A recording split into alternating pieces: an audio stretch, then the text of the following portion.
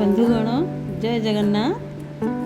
आज मु गोटे रेसिपी करुच्ची देखु।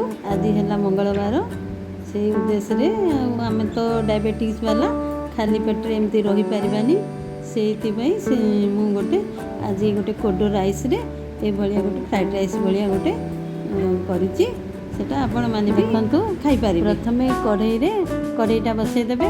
कढ़ई भल घी 2 चामच देदेवे। तापरे जीरा टिके फुटण पाई जीरा टिके पकेबे, फुटण पत्र पकेबे, कंचा लंका गोटे पड़ो। तापरे आपण सब परिबा देबे बिना प्याज रसुन रे हेबो। पूरा परिबा सब परिबा पकेकी भल लुण पकेबे आउ टिके गोलमरीच गुंड पकेदेबे। तापरे से कोडो राइसटा आगो तो ताकू करिकी रखिथिबे बॉईल करिकी ताकू हाफ बॉईल करिकी तापरे तापरे पकेई देबे।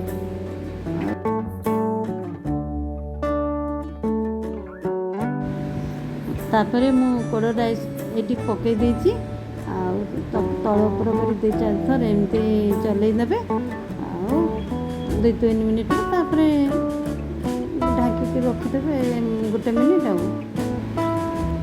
तापरे स्वाद पाई टिके फाड़े लेंबू चिपुड़ी देवे आ टिके अधिका भल लगे लेंबू टिके चिपुड़ी देला आपण पसंद रे जदि चाहिए आपण से साइड रे टिके दही रायता करिकरी भी नहीं पारबे।